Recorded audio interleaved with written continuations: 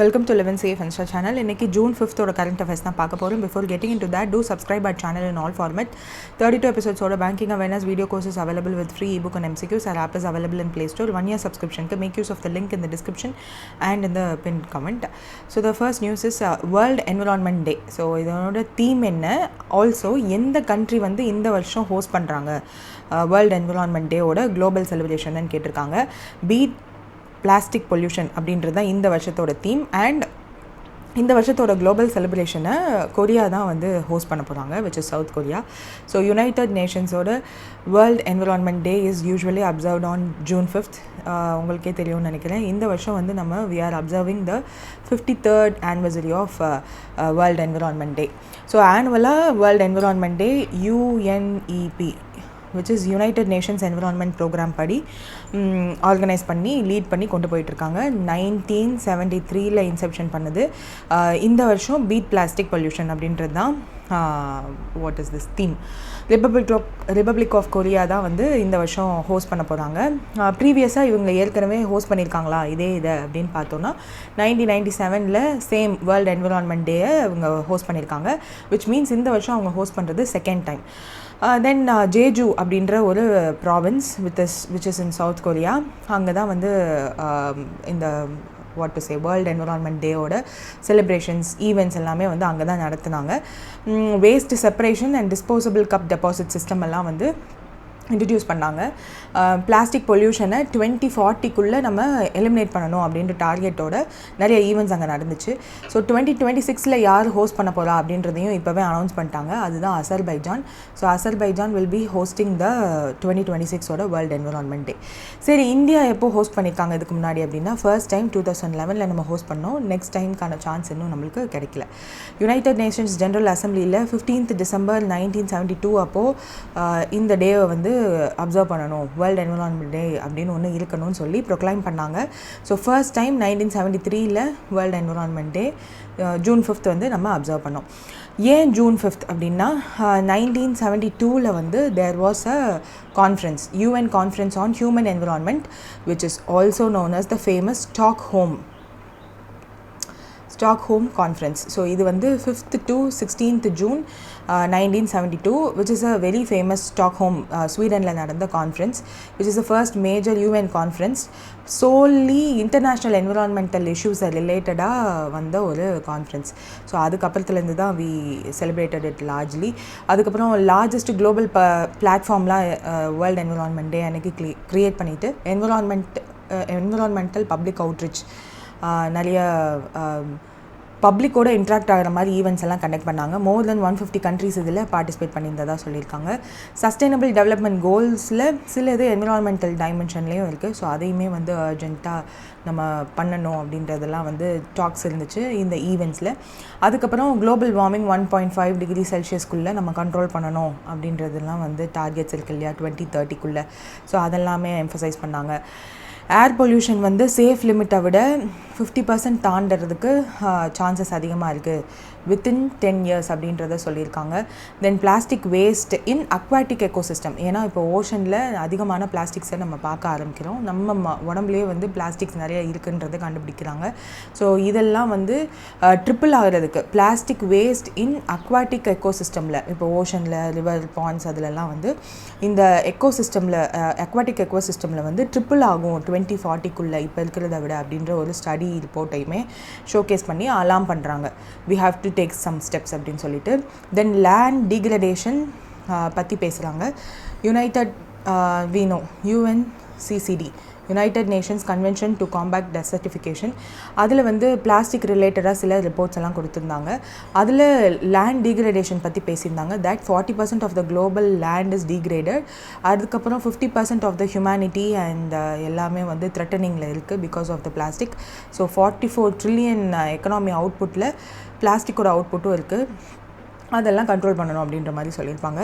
And drought ட்ரஃப்டோட frequency இப்போ அதிகமாக இருக்குது வென் கம்பேர்ட் டு 2000 இருக்கிறத விட. இப்போ 2050 அது எவ்வளோ அளவுக்கு மாறும் அப்படின்னு சொல்கிறாங்க. 2000 29% இருந்துச்சு அப்படின்னா 2050 மோர் தென் 75% ட்ரஃப்ட் இருக்கும் அப்படின்னு சொல்கிறாங்க, which is an alarming thing. அதுக்கேற்ற மாதிரி ஸ்டெப்ஸும் நம்ம எடுக்கணும். தென் குளோபல் பிளாஸ்டிக் பொல்யூஷன் க்ரைசிஸை ரிலேட்டடாக ஒரு டேட்டாவுமே ரிலீஸ் பண்ணியிருந்தாங்க. 400 மில்லியன் டன் ஆஃப் பிளாஸ்டிக்கை வந்து ப்ரொடியூஸ் பண்ணுறோம் வருஷம் குளோபலி, வித் லெஸ் தென் இதில் வந்து 10%க்கும் கம்மியாக தான் ரீசைக்கிள் ஆகுது. அப்போ மிச்சம்லாம் என்ன ஆகுதுன்னா ஸ்கேட்டர் ஆகிருக்கு, ஒன்று யூஸ் ஆகிட்டுருக்கு, இல்லைன்னா எங்கேயோ வேஸ்ட்டில் தான் இருக்குது. அப்போ அது டிக்ரேட் ஆகாது, நம்ம ஏர்த்துக்கு அது ஹார்ம்ஃபுல்லாக தான் இருக்கும். ஸோ இது எல்லாத்தையும் நம்ம கன்சிடர் பண்ணணும் அப்படின்னு சொல்லுவாங்க. Then approximately 11 metric ton of plastic waste வந்து இந்த அக்வாட்டிக் எக்கோசிஸ்டம்குள்ளே வருது அப்படின்றதையும் சொல்லியிருப்பாங்க. இது வந்து ஒரு வருஷமும் 11 மெட்ரிக் டன் உள்ளே வருதுன்னு சொல்லியிருப்பாங்க. தென் இது எல்லாத்தையும் சேர்த்தோம் அப்படின்னா 2200 ஈஃபில் டவர் அளவுக்கு இருக்குமா. அந்தளவுக்கு வேஸ்ட் வந்து அக்வாட்டிக் எக்கோசிஸ்டம்குள்ளே பிளாஸ்டிக் வேஸ்ட் உள்ளே என்ட்ரு ஆகுதுன்னு சொல்லியிருப்பாங்க. அது மட்டும் இல்லாமல் மைக்ரோ பிளாஸ்டிக், ஸோ இது வந்து நம்ம எல்லாருக்குமே நியூஸஸில் நிறையா பார்த்துட்ருக்கோம் ரீசெண்ட் டேஸில். நம்ம உடம்புல இருக்க பிளாஸ்டிக்குமே வந்து மைக்ரோ பிளாஸ்டிக் அப்படின்னு சொல்கிறாங்க, விச் இஸ் நம்ம கன்சியூம் பண்ணுற ஃபுட் மூலயமா நம்ம உடம்புக்குள்ளே போகுதுன்ற மாதிரியான அலார்ம்ஸ் எல்லாம் இருக்குது. மைக்ரோ பிளாஸ்டிக்ஸாக ஸ்மால் பிளாஸ்டிக்ஸ் பிளாஸ்டிக்கை விட ரொம்ப கம்மியாக, which is micro plastic in the sense 5 millimeter இன் சைஸில் தான் இருக்கும். இது ஃபுட்டு, வாட்டர், ஏர் எதில் வேணாலும் இருக்கும். இது வந்து more than 50,000 plastic particles per person per year வந்து கன்சியூம் பண்ணுறோம், பிகாஸ் ஆஃப் ப்ரீத்திங் முதற்கொண்டு எல்லாத்துலேயுமே இருக்குன்றதை சொல்லியிருக்காங்க.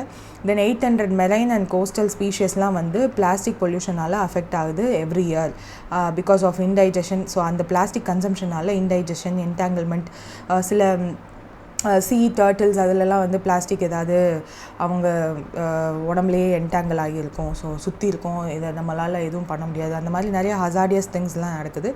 பிளாஸ்டிக் பொல்யூஷன் மூலயமா எக்கனாமிக் பர்டன் அதிகமாகுது குளோபலி. என்விரான்மெண்டல் காஸ்ட்டுமே வந்து அதிகமாகுது. ஸோ இதெல்லாம் கண்ட்ரோல் பண்ணணும் அப்படின்னு சொல்லியிருக்காங்க. ஸோ இதெல்லாம் வந்து குளோபல் இது. இப்போ இந்தியா பற்றி மட்டும் பார்த்தோம் அப்படின்னா இந்தியாவில் என்ன மாதிரியான ஸ்டெப்ஸ் எல்லாம் எடுத்திருக்காங்கன்னு பார்த்தா, new Delhi based centre for science and environment, அவங்க வந்து state of Indian environment in figures அப்படின்னு ஒரு ரிப்போர்ட் வந்து ரிலீஸ் பண்ணியிருக்காங்க 2025 அப்படின்னு சொல்லிட்டு. இது லேட்டராக இன்றைக்கே இருக்காது. ஸோ அதை வரும்போது வி ஷல் சி திஸ். இதில் வந்து 48 இண்டிகேட்டர்ஸ் இருக்குது. ஸோ அதெல்லாம் வந்து அப்போது இதுலேயே ரேங்கிங்கில் இருக்குது இன்றைக்கே. ஸோ அது வந்து இந்த வருஷம் ரிலீஸ் பண்ணியிருக்காங்க. So that is an important one. இது மட்டுமா பண்ணாங்கன்னா இல்லை, एक पेड़ माँ के नाम அப்படின்னு சொல்லிட்டு நம்ம ட்ரீ பிளான்டேஷன் ட்ரைவ் வந்து பிரைம் மினிஸ்டர் ஆரம்பிச்சு வச்சது. லாஸ்ட் இயரே ஆரம்பிச்சது தான். பகவான் மகாவீர் வசஸ்தலி பார்க் அப்படின்ற ஒரு பார்க்கில் டெல்லியில் பேனியன் சாம்பிளிங் எல்லாத்தையும் இந்த ஏக் பேட் மா கே நாம் அப்படின்னு சொல்லிட்டு அந்த கேம்பெயினில் ஸ்டார்ட் பண்ணார். 2024 ஸ்டார்ட் பண்ணது தான் இது. அதாவது அவங்களோட மதரை ஹானர் பண்ணுற மாதிரி ஒரு பிளான்ட் வந்து நடணும். எப்படி நம்ம அம்மா வந்து நம்மளை மேட்டர்னல் கேர் கொடுக்குறாங்களோ அந்த மாதிரி நம்மளும் அந்த பிளான்ட்டுக்கு கேர் கொடுத்து என்விரான்மெண்டெல்லாம் நர்ச்சரிங் பண்ணணுன்றதுக்காக ஸ்டார்ட் பண்ணது இது. ஸோ இந்த நேமுமே வந்து நீங்கள் ஏற்கனவே கேள்விப்பட்டிருப்பீங்க. அதுக்கப்புறம் ஆரல்வலி க்ரீன் ப்ராஜெக்ட். ஸோ இது வந்து ஒரு பிளான்டேஷன் ட்ரைவ் தான். Aravalli green wall project.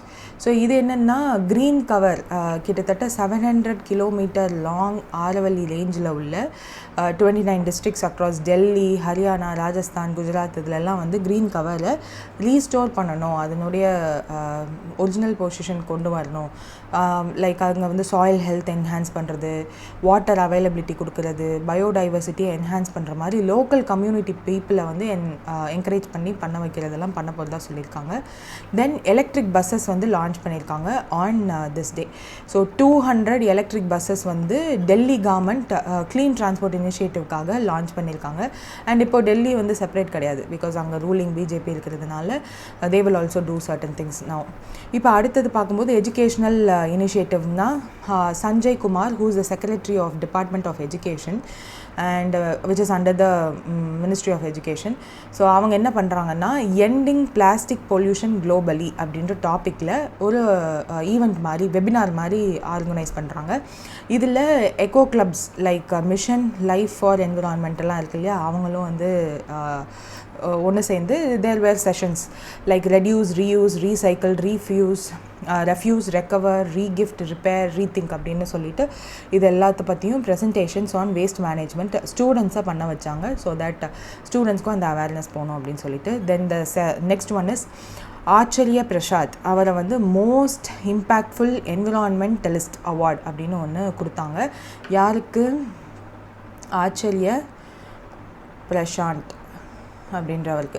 So he was awarded the most impactful environmentalist award.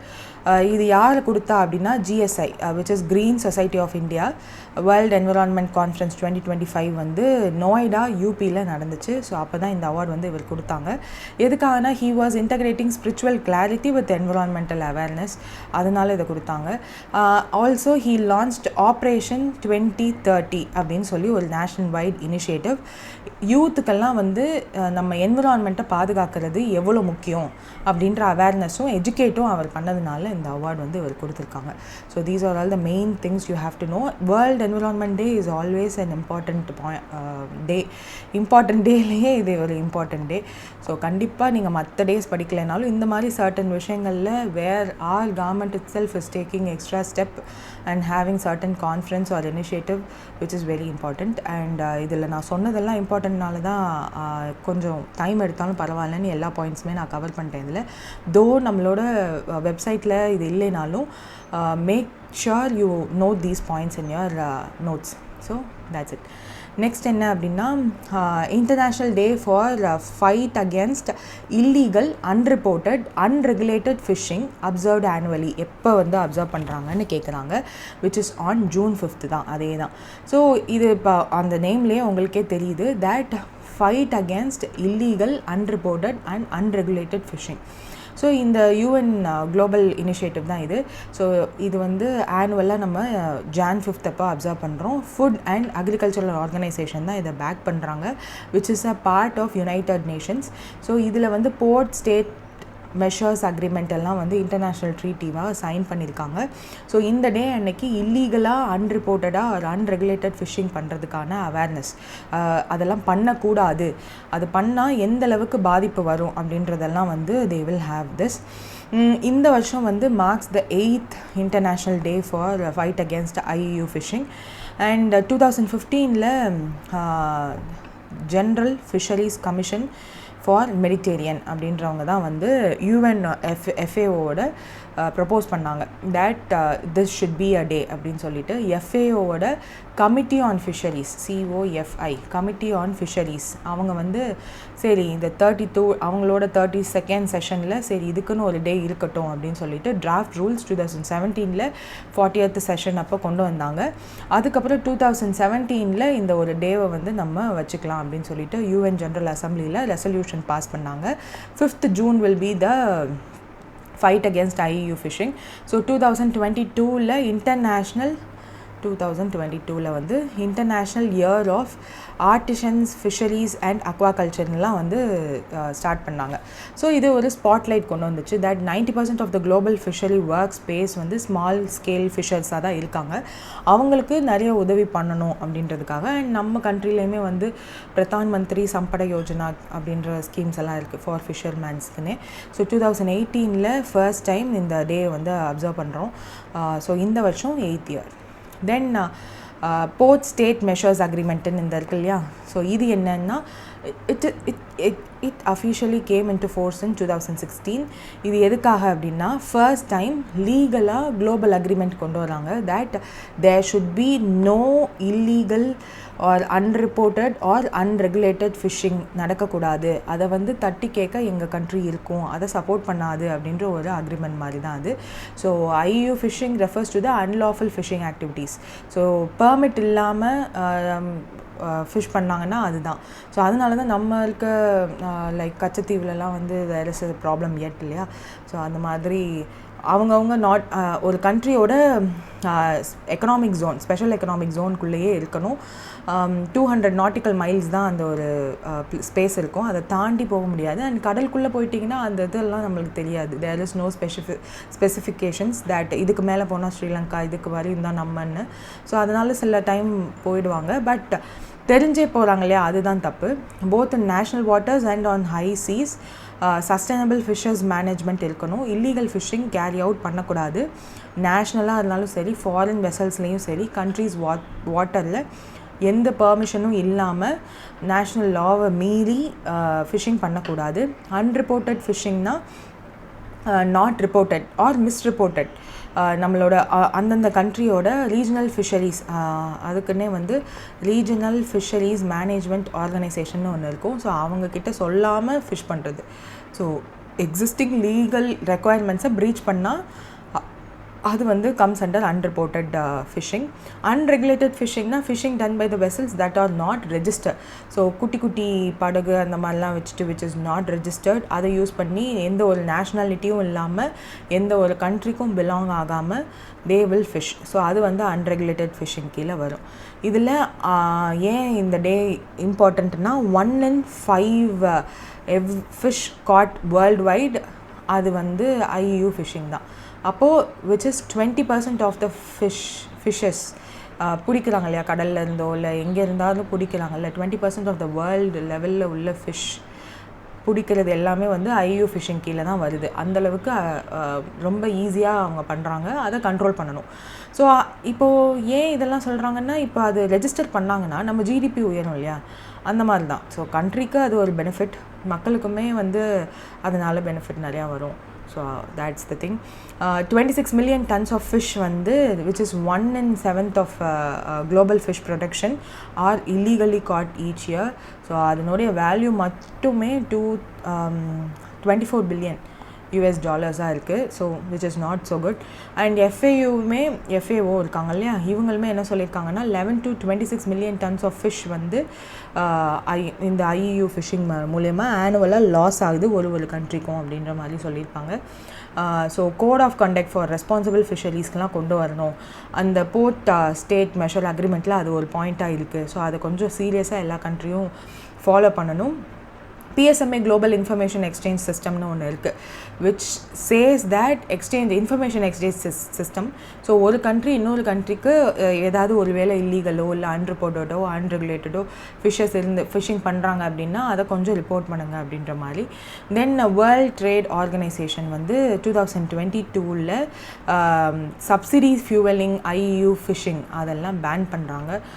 So அந்த மாதிரி நிறைய இது இருக்குது. தென் ஹூ இஸ் த FAOட DG அப்படின்னா டாக்டர் QO டாங்யூ, பிகாஸ் இது நிறைய தடவை கேட்டிருக்காங்கன்னு நினைக்கிறேன். So have that in mind. That's it. Next வந்து 2025 ஏஷியா அத்லெட்டிக் சாம்பியன்ஷிப் இந்தியாவோட ரேங்கிங் என்னன்னு கேட்டிருக்காங்க. And how many total medals did நம்ம கண்ட்ரி வின் பண்ணாங்கன்னு கேட்டிருக்காங்க. விச் இஸ் செகண்ட் பொசிஷனில் ஃபினிஷ் பண்ணியிருக்கோம். 24 மெடல்ஸ் வந்து வின் பண்ணியிருக்கோம். ஸோ இந்த 26th ஏஷியன் அத்லெட்டிக்ஸ் சாம்பியன்ஷிப்பில் 24 மெடலாக, இதில் அந்த மெடல் வந்து எப்படி பிரிக்கிறாங்க அப்படின்னா 8 கோல்டு, 10 சில்வர், 6 பிரான்ஸ். ஸோ இதுதான் வந்து இது. ஸோ நம்ம செகண்ட் பொசிஷன் அப்படின்னா யார் ஃபஸ்ட்டு அப்படின்னா, ஃபஸ்ட்டு வந்து China with 19 gold, 9 silver, 4 bronze. So this is the difference. எங்கே நடந்துச்சு ஆர் எங்கே ஆர்கனைஸ் பண்ணாங்க அப்படின்னா பேத்தம் தானி தாய்லாண்டில். அண்ட் ஏஷியா அத்லெட்டிக்ஸ் அசோசியேஷன் தான் வந்து இதை ஸ்டார்ட் பண்ணி ரன் பண்ணாங்க. May 27 to 31 நடந்துச்சு. அண்ட் அதுக்கப்புறம் சர்டன் சவுத் கொரியாலலாம் சிவிக்ஸ் ஸ்டேடியம்லேயும் நடந்துச்சு, பூமி சிவிக் ஸ்டேடியம்னு சொல்லிட்டு. ஸோ அங்கேயுமே நடந்திருக்கு. தென் 27th ஏஷியன் சாம்பியன்ஷிப் வந்து எங்கே நடக்கும் அப்படின்னு சொல்லிட்டாங்க. Which will be in Xiamen, சைனாவில் நடக்க போகிறதா சொல்லியிருக்காங்க. So that's it. ஸோ இந்த ஈவெண்ட்டில் கிட்டத்தட்ட 43 நேஷன்ஸ் வந்து பார்ட்டிசிபேட் பண்ணாங்க. 45 ட்ராக்ஸ் அண்ட் ஃபீல்டு ஈவெண்ட்ஸில் 60 அத்லெட்ஸ்க்கு மேலே கம்ப்ளீட் பண்ணாங்க 30 ஈவெண்ட்ஸில். ஸோ இதுதான் தேர்ட் அக்கேஷன் சவுத் கொரியாவில் ஒரு சாம்பியன்ஷிப் ஹோஸ்ட் பண்ணுறது, which is Asia athletics championship. So இதுக்கு முன்னாடி எத்தனை தடவை ஹோஸ்ட் பண்ணியிருக்காங்கன்னா 1975லையும் 2005 எடிஷன்லையும் அவங்க ஹோஸ்ட் பண்ணியிருக்காங்க. அண்ட் திஸ் இயருமே அவங்க ஹோஸ்ட் பண்ணுறாங்க. அண்ட் 2 years ஒன்ஸ் தான் வந்து இந்த ஏஷியா அத்லெட்டிக்ஸ் சாம்பியன்ஷிப் வந்து நடக்கும். 1973லேருந்து இது நடந்துகிட்ருக்கு. ஃபர்ஸ்ட் டைம் வந்து ஃபிலிப்பைன்ஸில் தான் நடந்துச்சு, மரிக்கினா அப்படின்ற ஒரு இடத்துல. ஸோ அதுக்கு மேலே ஸ்டார்ட் ஆகி போயிட்டுருக்கு.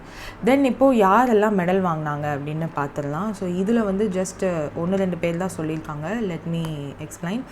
குல்பீர் சிங், இவர் வந்து கோல்டு மெடல் வின் பண்ணார் இன் 2 ஈவெண்ட்டில். மென்ஸ் 10,000 மீட்டர்ஸ்லையும் 5,000 மீட்டர்ஸ்லையும் ரன்னிங் ஈவெண்ட் இருக்கு இல்லையா, ஸோ அதில் ஹி ஒன் கோல்டு. அதுக்கப்புறம் அவினாஷ் சப்லே, இவர் என்ன பண்ணார்னா he's a 36-year-old gold medalist in 300 metres steeplechase event. So அந்த ஈவெண்ட்டில் he won gold. Tejaswin Shankar அப்படின்னு ஒருத்தர் இருக்கார். தேஜஸ்வின் சங்கர். ஸோ இவர் வந்து சில்வர் வின் பண்ணுறாரு இன் டெக்கத்தலானில். அண்ட் 2025 ஏஷியா அத்லெட்டிக்ஸ் சாம்பியன்ஷிப்பில் first Indian to win 2 medals இந்த ஈவெண்ட் அப்படின்னா அது இவர் தான். பிகாஸ் ஹீ ஒன் இது வாட் இஸ் தட் டெக்கத்தலானில். Then India is set to 2 national records வந்து நம்ம க்ரியேட் பண்ணோம். ஒன்று வந்து பருள் சௌத்ரி, இன்னொன்று வந்து அனிமேஷ் குஜூர் அப்படின்ற ஒருத்தர். பருள் சௌத்ரி என்ன பண்ணார்னா ஸ்டீப் சேஸில் 3000 மீட்டர்ஸில் he set a world record. And world ரெக்கார்டே பறிச்சாலும் சில்வர் மெடல் தான் வின் பண்ணார். That's the thing. Animesh Kujur அப்படின்றவர் வந்து sprinter, runner. National record in men's 200 metre ரேஸில் ஹீ கிரியேட்டட் 20.32 செகண்ட்ஸில் ரன் பண்ணி பிரான்ஸ் மெடல் வின் பண்ணார். ஸோ நம்ம ஃபஸ்ட்டு சைனா, செகண்ட் நம்ம, தேர்ட் யார்னா ஜப்பான், ஃபோர்த் வந்து கசகஸ்தான், ஃபிஃப்த்து வந்து Qatar. So this is the இது. அதுக்கப்புறம் wait, let me break it down specially. Gulveer Singh வந்து மென்ஸ் 10,000 மீட்டர்ஸ்லையும் 5,000 மீட்டர்லையும். Then Jyothi Asraj, she is a women, 100 metre ஹர்டல்ஸில் வின் பண்ணியிருந்தாங்க. தென் இவங்க கோல்டு மெடலிஸ்ட் இவங்கெல்லாம். அதுக்கப்புறம் அவினாஷ் சப்லே 3000 மீட்டரில் ஸ்டீப் சேஸ் அதில் gold medal. Nandini Agasara women's ஹெப்பத்தாலானில் gold medal. Pooja Singh women's high ஜம்பில் gold medal. Santhoshkumar, Rupal, Vishal and Subha Venkatesan 4x400 metres ரிலேயில் கோல்டு மெடல். தென் அதே மாதிரியே விமென்ஸ்லேயுமே கோல்டு மெடல் வின் பண்ணியிருக்காங்க ரிலேயில். So these are all the things. நம்ம மொத்த மெடலும் பார்த்தோன்னா கண்டிப்பாக ஞாபகம் இருக்காது. But that's it. Then 2025 it is a report. இது வந்து ஜான்வரி மந்த்து ரிலீஸ் ஆன ஒரு ரிப்போர்ட் இருக்குது. பட் இப்போயே இது வந்திருக்கு அப்படின்றது I am not sure. So எந்த Indian state rank first and having the lowest crime against விமென்னு கேட்டிருக்காங்க.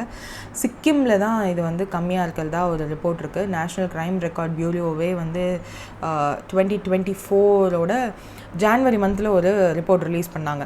ஸோ அப்போ பார்க்கும்போது this was not the case. But இப்போது புதுசாக இது ரிலீஸ் ஆகிருக்கு. அப்போது ஜான்வரி மந்தில் வரும்போது state wise highest crime rates எல்லாம் இருந்துச்சு. யூபி தான் ஹையஸ்ட்டு, அதுக்கப்புறம் கேரளா, மகாராஷ்டிரா, டெல்லி, பீகார் இருந்துச்சு. அதுக்கப்புறம் டொமஸ்டிக் வயலன்ஸ்லாம் எதில் அதிகமாக இருக்குதுன்னு சொல்லி ஒரு பிரேக் டவுனே இருந்தது. Crime rate in Indian state wise பார்க்கும்போது யூபி தான் ஃபஸ்ட்டில் இருந்தது. அப்போது தேர் வேர் லைக் எந்த ஸ்டேட்டில் க்ரைம் அதிகமாக இருக்குதுன்னு தான் இருந்துச்சே ஒழிய சேஃபஸ்ட் ஸ்டேட் அந்த மாதிரிலாம் ஒன்றும் சொன்ன மாதிரி இல்லை. இப்போ இது வந்து ஏன் நியூஸில் இருக்குன்றது நம்மளுக்கு புரியல. But just make note of it. Indian states with lowest crime rates against women அப்படின்னா அது சிக்கிம் தான் இருக்கிறதா சொல்லியிருக்காங்க. So Mizoram second, third Himachal, Nagaland, Kerala, Uttarakhand, Meghalaya, Arunachal Pradesh, Goa, Tamil Nadu 10th பொசிஷனில் இருக்குது. ஆல் விமன் போலீஸ் ஸ்டேஷன்ஸ் இருக்குது, சைபர் க்ரைம் யூனிட் இருக்குது, விமன் ஃபோக்கஸ்டு வெல்ஃபேர் ஸ்கீம்ஸ் இங்கே நிறையா இருக்குது, அண்ட் கம்யூனிட்டி என்கேஜ்மெண்ட்டும் இருக்குது. ஸோ இதெல்லாம் சொல்லியிருக்காங்க. Just read it. நோபலாக நம்மளோட ஜிடிபியை ஃபோர்காஸ்ட் பண்ணுறாங்க 6.2%ன்னு சொல்லியிருக்காங்க for this financial year. So அதுக்கான ரீசன்ஸ் என்னென்னா இந்தியாவோட மேக்ரோ எக்கனாமிக் அவுட்லுக் வந்து மிக்ஸ்டு டொமஸ்டிக் இண்டிகேட்டர்ஸ்னால அன்சர்டனாக இருக்குது. அது நம்மளுக்கு மட்டும் இல்லை, ஹோல் வேர்ல்டுக்குமே அது மிக்ஸ்டு தான், அன்சர்டனாக தான் இருக்குது. பட் தென் எந்த இந்தியன் இ-காமர்ஸ் ஃபர்ம் வந்து first to receive the NBFC licence from RBI. So அது உங்களுக்கே தெரிஞ்சிருக்கும், ஃப்ளிப்கார்ட் தான். ஃப்ளிப்கார்ட்டுக்கு NBFC லைசன்ஸ் கிடச்சிருக்கு. ஸோ ஃப்ளிப்கார்ட் இஸ் பேசிக்காக ஒரு இ-காமர்ஸ் பிளாட்ஃபார்ம். நம்மளால் உள்ளே போயிட்டு என்ன வேணுமோ வாங்கிக்க முடியும். They will have a tie up with what to say, ஏதாவது ஒரு SBI பேங்க்கோ இல்லை ICICI debit card, credit card, HDFC credit card இதோடலாம் டைப் வச்சுருப்பாங்க. அதன் மூலயமா they will give certain loans or if not என்ன வேணுமோ பர்ச்சேஸ் பண்ணிக்கலாம் அந்த மாதிரி. சரி, எதுக்கு ஒரு செகண்ட் பார்ட்டி ஒரு தேர்ட் பார்ட்டிகிட்ட கொடுக்கணும், நம்மளே அதை எடுத்து பண்ணலாமேன்னு சொல்லிட்டு ஃப்ளிப்கார்ட் ஃபினான்ஸ் ப்ரைவேட் லிமிடெட்னு ஒன்று ஆரம்பிக்கிறாங்க. ஸோ அது வந்து நான் பேங்கிங் ஃபினான்ஷியல் கம்பெனியாக RBI கிட்ட ரெஜிஸ்டரும் பண்ணுறாங்க. RBI அதுக்கு ரெஜிஸ்ட்ரேஷனும் கொடுத்துட்டாங்க. ஸோ இந்தியாவிலேயே ஒரு இ-காமர்ஸ் கம்பெனி ஒரு NBFCயாக மாறினது இதுதான் ஃபர்ஸ்ட் டைம். ஒரு NBFCயாக மாறணுன்னா சர்டன் ரெஸ்ட்ரிக்ஷன்ஸ் இருக்குது. RBI வந்து ஈஸியாக லைசன்ஸ் கொடுத்துட மாட்டாங்க. RBI ஆக்ட் 1934 படி சில பாயிண்ட்ஸ் இருக்குது. ஸோ அந்த கம்பெனிஸ் ஆக்ட் 1956 படியோ இல்லை 2013 வந்து புது இது அமெண்ட்மெண்ட் பண்ணியிருப்பாங்க. ஸோ இது 2 படி the company must be incorporated. First this is the point. Then அந்த கம்பெனியோட நெட் ஓன் ஃபண்ட் இருக்கு இல்லையா, அது வந்து மினிமம் ₹10 crore இருக்கணும். 10 crore இருக்கணும். தென் தட் NBFC அப்படின்னாலே that should be under companies act 1956 and 2013.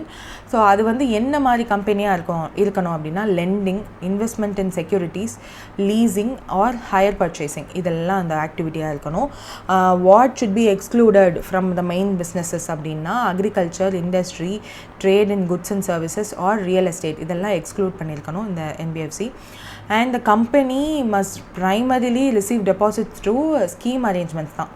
மக்கள்கிட்ட இருந்து எப்பயுமே காசு வாங்கக்கூடாது. அதுதான் NBFCஸ்க்கும் பேங்க்குக்கும் உள்ள வித்தியாசம். எதுக்கு NBFCலாம் அப்படின்னு தோணும், பட் NBFCஸ்க்கு they shouldn't get the deposits from மக்கள்கிட்டேருந்து வாங்கக்கூடாது. பட் தேர் இஸ் இதுலேயுமே ஒரு செப்பரேட் செக்ஷன் இருக்குது. NBFCலே வந்து டெபாசிட் டேக்கிங் NBFCஸ்ன்னு ஒன்று இருக்குது, அது வேறு. பட் ஜென்ரலாக தான் நம்ம பார்க்குறோம். ஸோ நான் பேங்கிங் ஃபினான்ஷியல் கம்பெனியாக ரெசிடியூவல் NBFCயாக they should be registered. Lump sums or instalments எல்லாம் வந்து அதன் மூலயமா தான் வாங்கணும். அண்ட் NBFCஸ்க்கும் பேங்க்ஸுக்கும் என்ன டிஃப்ரென்ஸ்னால் செக் புக்ஸ்லாம் கொடுக்க முடியாது NBFCஸ்னால. அண்ட் டிமாண்ட் டெபாசிட்ஸ் இப்போ எப்படி நம்ம சேவிங்ஸ் அக்கௌண்ட் பேங்க்ஸில் வச்சுருக்கோம் அந்த மாதிரி NBFCஸில் வச்சுக்க முடியாது. So this is the thing. And NBFCஸை யூஸ்வலாக DICGCயில் ப்ரொடெக்ட் பண்ண மாட்டாங்க. ஒருவேளை நீங்கள் வந்து ஒரு NBFC திவால் ஆகிடுச்சுனாலும் அந்த 5 லட்சம் வரையும் நீங்கள் ஒரு பேங்க் அக்கௌண்ட்டில் நீங்கள் சேவிங்ஸ் வச்சுருந்தீங்க அப்படின்னா that will be, அதுக்கும் மேலே இருந்தாலும் மினிமம் 5 லட்சமாவது guarantee, which is like an insurance, because அதோட ஃபுல் ஃபார்மே அதானே, deposits insurance and credit guarantee corporation. But NBFCயில் அந்த மாதிரி எதுவும் கிடையாது. அப்போ NBFCயில் என்ன கிடையாது, செக்கு கிடையாது, டிமாண்ட் டெபாசிட்ஸ் வாங்கிக்க மாட்டாங்க நம்ம கூடியது. And the third one is insurance கிடையாது. So these are the 3 things. இப்போது ஃப்ளிப்கார்ட்டுக்கு அந்த இது ஃபர்ஸ்ட் டைம் ஒரு இ-காமர்ஸ் கம்பெனிக்கு NBFC லைசன்ஸ் RBI கொடுத்துருக்காங்க. You know what are all the basic things. 10 crore மேலே they should have the minimum net owned fund. And the company has to be registered under Companies Act. So that's it. Yeah, this is important. ஃப்ளிப்கார்ட்டோட CEO கல்யாண Krishnamurthy announce பண்ணார். இங்கே நிறைய இடத்துல RBI governor Shaktikanta தாஸ்னு இருக்கும், but no, that's not thing. Sanjay Malhotra தான். தயவு செஞ்சு மாற்றிக்கோங்க. Then prime minister's museum and library, அதுக்கு டைரக்டராக ஒருத்தரை வந்து 3-year டேர்முக்கு அப்பாயிண்ட் பண்ணியிருக்காங்க. அவர் பேர் என்னன்னு கேட்டிருக்காங்க. அஸ்வினி லோஹானி அப்படின்றவர் தான் அப்பாயிண்ட் பண்ணியிருக்கதா சொல்லியிருக்காங்க. So he is a CMD of air India and ex railway board chairman, director of PMML. So 3 yearsக்கு he will be acting upon. Lily Pandey அப்படின்றவங்க வந்து இன்டரிம் டைரக்டராக இருந்தாங்க இதுக்கு முன்னாடி. ஸோ அவங்கள சக்சீட் பண்ணி he will become the Ashwini Lohani will become the director. So அவ்வளோதான், வேறு ஒன்றும் இதில் நமக்கு தெரிஞ்சுக்கல. Then president of international institute of administrative சயின்ஸுக்கு 2025 to 28 டேர்முக்கு ஒருத்தரை எலெக்ட் பண்ணியிருக்காங்க, விச் இஸ் ஸ்ரீனிவாஸ். ஸோ அவரை தான் வந்து அப்பாயிண்ட் பண்ணியிருக்காங்கன்ற மாதிரி சொல்லியிருக்காங்க for the term 2025 to 28. 141 votes-ல 87 votes இவருக்கு தான் கிடச்சிருக்கு. ஸோ எலெக்டட் அப்படின்னு அதனால தான் கொடுத்துருக்காங்க. Department of administration reform and public defence is the nodal nodal agency for இந்தியாவோட government of administrative reforms which is இந்தியாவோட அட்மின் ஆஃபீஸ்னு வச்சுக்கோங்களேன். பப்ளிக் க்ரீவன்ஸும் they will take care. So அதில் தான் வந்து இந்தியா பிரசிடென்சி வந்து நம்மளுக்கு கிடச்சிருக்கு அண்ட் இந்தியன் பிரசிடென்சி நம்மளுக்கு வந்து கிடச்சிருக்குன்ற போது ஒரு பெருமை தானே. அதனால் then the next one is defence investor ceremony 2025. இது ஏற்கனவே ஃபர்ஸ்ட் ஃபேஸ் முடிஞ்சு. இப்போ செகண்ட் ஃபேஸில் எந்த அவார்டு வந்து கன்ஃபர் பண்ணியிருக்காங்க, எத்தனை பேருக்குன்னு கேட்டிருக்காங்க. 92 பர்சனலுக்கு அண்ட் பிவிஎஸ்எம், யூஒய்எஸ்எம், ஏவிஎஸ்எம் இந்த மாதிரியான அவார்ட்ஸ் எல்லாம் வந்து ராஷ்டிரபதி பவன் நியூ டெல்லியில் நம்ம பிரசிடென்ட் ஆஃப் இந்தியா கொடுத்துருக்காங்க. ஸோ என்னென்ன அது அப்படின்னா பரம் விஷ்த்ர சேவா மெடல், உத்தம் யுத் சேவா மெடல், அதி விஷ்டித் சேவா மெடல். இதெல்லாமே வந்து Indian cost card, Indian arm force, border security force border road organisation இவங்க எல்லாருக்குமே வந்து இந்த அவார்ட்ஸ் வந்து கொடுத்துருந்துருக்காங்க. ஸோ 92 பர்சனல்ஸ்க்கு கொடுத்துருக்காங்க. ஸோ எந்த WTO மெம்பர் 101 மெம்பராக அக்ரிமெண்ட் ஆன் ஃபிஷரி சப்சிடீஸை சைன் பண்ணி அக்செப்ட் பண்ணியிருக்காங்கன்னு கேட்டிருக்காங்க. Which is Nicaragua. WTO மெம்பர்ஸோட 12th மினிஸ்டர்ஸ் கான்ஃபரன்ஸ் அது வந்து ஜூன் 2022 நடந்துச்சு. இப்போ தான் இந்த அக்ரிமெண்ட் ஆன் ஃபிஷரி சப்சிடிஸ் அப்படின்னு ஒன்று வந்து சைன் பண்ணாங்க. இது என்ன அப்படின்னா 2/3 ஆஃப் த WTO மெம்பர்ஸ் வந்து ஃபார்மலாக இதை அக்செப்ட் பண்ணாட்டாங்க அக்ரிமெண்ட் ஆன் ஃபிஷரி சப்சிடிஸ் அப்படின்னு சொல்லிட்டு. ஸோ இதன் மூலயமா 101 மெம்பர் வந்து அக்செப்ட் பண்ணிட்டாங்க. இது எந்த கண்ட்ரியில் அக்செப்ட் பண்ணாங்கன்ற மாதிரியான லிஸ்ட் எல்லாம் இதில் இருக்குது. இதில் இன்னும் வந்து நம்மெல்லாம் அக்செப்ட் பண்ணலை. இந்தியா வந்து இந்த லிஸ்ட்லேயே இல்லை. இஃப் யூ சர்ச் நம்மளோட கண்ட்ரியோட நேமே இதில் இருக்காது. இஸ்ரேலோடு நின்றோம், அதுக்கப்புறம் ஜேக்கு போயிடும், ஜப்பான் அந்த மாதிரியான கண்ட்ரிக்கு போயிடும். What is this agreement on fisheries அப்படின்னா ஆக்சுவலாக ஃபஸ்ட்டு நிகாராகுவா இப்போ ஃபார்மல் சப்மிஷன் பண்ணியிருந்தாங்க that it will accept agreement on fishery subsidies to the WTO director general. So அதன் மூலயமா 101 member of WTO member to accept this will be them. So இதன் மூலயமா harmful ஃபிஷரிஸுக்கு சப்சிடிஸ்லாம் ரெடியூஸ் பண்ணணும். Illegal, unreported, unregulated fishing எல்லாம் வந்து address பண்ணணும். சஸ்டைனபிள் ஃபிஷிங் ப்ராக்டிசஸ்க்கு சப்போர்ட் பண்ணணும். மெரைன் பயோடைவர்சிட்டியை வந்து ப்ரொமோட் பண்ணணும். சப்போர்ட் ஃபார் நேஷ்னல் டெவலப்பிங் நேஷன்ஸ்க்கெலாம் வந்து டெக்னிக்கல் அண்ட் லீகல் அசிஸ்டன்ஸ்லாம் கொடுக்கணுன்றது தான் இதில் உள்ள எய்ம். ஸோ இதில் நீங்கள் இந்த பாயிண்ட்ஸ்லாம் பார்க்கும்போதே நம்மளுக்கு தெரிஞ்சிருக்கும் தட் ஃபஸ்ட் பாயிண்ட்லேயே நம்ம அடி வாங்கிடுவோம். ஃபிஷரிஸ்க்கு சப்சிடிஸ் கொடுக்கக்கூடாதுன்னு சொல்லியிருக்காங்க இந்த பர்டிகுலர் அக்ரிமெண்ட்டில். What is that agreement? Agreement on fishery subsidies. நம்ம கவர்மெண்ட் இதை பண்ணுதா? ஆமாம், மத்திய சம்பட யோஜனான்னு ஒரு ஸ்கீமே இருக்குது. ஸோ நம்ம இதை அக்செப்ட் பண்ணிக்கல. இது மாதிரி தான் நம்ம மினிமம் சப்போர்ட் ப்ரைஸும் வந்து கிரிட்டிசைஸ் பண்ணுறாங்க WTO. ஸோ WTOவில் மெம்பராக இருந்தும் நீங்கள் MSP அனௌன்ஸ் பண்ணுறது தப்பு. அதன் மூலமாக நீங்கள் வந்து ரொம்ப காம்படிட்டிவ் கம்மியான ப்ரைஸில் வந்து குட்ஸை ரிலீஸ் பண்ணுறீங்க, உங்கள் மேலே ஆக்ஷன் எடுக்க போகிறோன்னு அது ரொம்ப வருஷமாக சொல்லிட்டு தான் இருக்காங்க. நம்ம இன்னும் அதெல்லாம் கண்டுக்கல. We are giving subsidies because we are a developing country. So இதுலேயே அடி வாங்கிடுவோம். அது மட்டும் இல்லாமல் இந்த மற்றதெல்லாம் கூட we can do. illegal, unreported, unregulated fishing எல்லாம் அட்ரஸ் பண்ணுறது, சப்போர்ட் சஸ்டைனபிள் ஃபிஷிங் ப்ராக்டிசஸ். இந்த சப்போர்ட்ஸ் ஃபார் சஸ்டைனபிள் ஃபிஷிங் ப்ராக்டிசஸை நம்ம மத்திய சம்பட யோஜனாலேயே வந்து சொல்லியிருப்போம் தட் ஃபிஷிங் ப்ராக்டிசஸ் சஸ்டைனபிளாக இருக்கணும்னு. அந்த ஃபிஷிங் நெட்ஸ் எல்லாம் வந்து ஹார்ம்ஃபுல் நெட்ஸ் யூஸ் பண்ணக்கூடாது அப்படிலாம் நீங்கள் ஒரு வேளை மாற்றணும்னு நினச்சிங்கன்னா அதுக்கு சப்சிடிஸ்லாம் நாங்கள் கொடுப்போம்னு சொல்லியிருப்பாங்க. ஸோ அந்த மாதிரி நம்ம இன்னும் சேஞ்சிங் ப்ராக்டிஸில் தான் இருக்கோம். பட் அதை இன்னும் ஃபார் பெட்டராக பண்ணணும்னு நினைக்கிற கண்ட்ரிஸ் சைன் பண்ணுறாங்க. So agreement on fisheries subsidy வந்து ஒரு லீகலி பைண்டிங் WTO அக்ரிமெண்ட். இது வந்து 12th ministerial conference June 2022 sign பண்ணாங்க. சப்சிடிஸை என் பண்ணணும், அதன் மூலமா ஓவர் ஃபிஷிங், IUU ஃபிஷிங் எல்லாம் வந்து கண்ட்ரோல் பண்ணணும் அப்படின்னு நினச்சி ஸ்டார்ட் பண்ணது தான். நம்ம இன்னும் இதுக்குள்ளே போகலை. நிகாராகுவே வந்து இப்போது 101 கண்ட்ரியாக வந்து ஜாயின் பண்ணியிருக்காங்க. So that's it. 2 wetlands from ராஜஸ்தானை வந்து ராம்சார் லிஸ்ட்டில் வந்து ஆட் பண்ணிட்டாங்க. ஸோ அது என்ன 2 பேர் அப்படின்னு கேட்டிருக்காங்க. கிச்சன் அண்ட் மெனார் ஃப்ரம் ராஜஸ்தான் தான் அந்த 2 பிளேசஸ் டு பி ஆடட். இப்போது டோட்டலாக எவ்வளோ இருக்குது அப்படின்னா 91 வந்து இந்தியாவிலேருந்து ராம்சார் சைட்ஸில் லிஸ்ட் ஆகிருக்கு. 91 சைட்ஸ். ஸோ ஹையஸ்ட் இன் ஏஷியானா அது நம்ம தான். Khichan is a famous hosting of என்ன சொல்கிறது, க்ரெயின் இருக்கு இல்லையா, அதுலேயுமே வந்து ஒரு ஸ்பெசிஃபிக் டைப் ஆஃப் க்ரெயின் இதில் இருக்கான்னு தெரியல. But let me write the name of the crane. அந்த க்ரெயினோட பேர் என்னென்னா டிமோய்ஸெல்லே அப்படின்னு சொல்லிட்டு. ஸோ அந்த டிமாசலி கிரெயின்ஸ் வந்து மைக்ரேட் ஆகிற இடம் வந்து இந்த கிச்சன், இந்த இடம். ஸோ மெனார் அப்படின்னு பேர்ட் வில்லேஜே அங்கே இருக்குது. ஸோ இதெல்லாமே வந்து community led bird conservation efforts. So ராஜஸ்தானில் மட்டுமே இப்போ 4 ராம்சார் சைட்ஸ் இருக்குது. ஸோ சாம்ஃபார் லேக் அப்படின்னு சொல்லிட்டு ஒன்று இருக்குது. Then Keoladeo Ghana national park. So இதெல்லாம் வந்து இதுக்கு முன்னாடி இருக்கிறது. இப்போ இது ரெண்டும் வந்து புதுசாக ஆட் ஆகிருக்கு. அண்ட் வெட்லேண்ட்ஸ்ன்னு பார்க்கும்போது marsh, fen, peatland or water, இல்லைன்னா வாட்டர் ரிலேட்டடான ஸ்டாட்டிக் ஆர் ஃப்ளோவிங் மெரைன் ஏரியாஸை தான் வந்து வெட்லேண்ட்ஸ்ன்னு சொல்லுவாங்க. So wetlands are also known as எக்கோடோன்.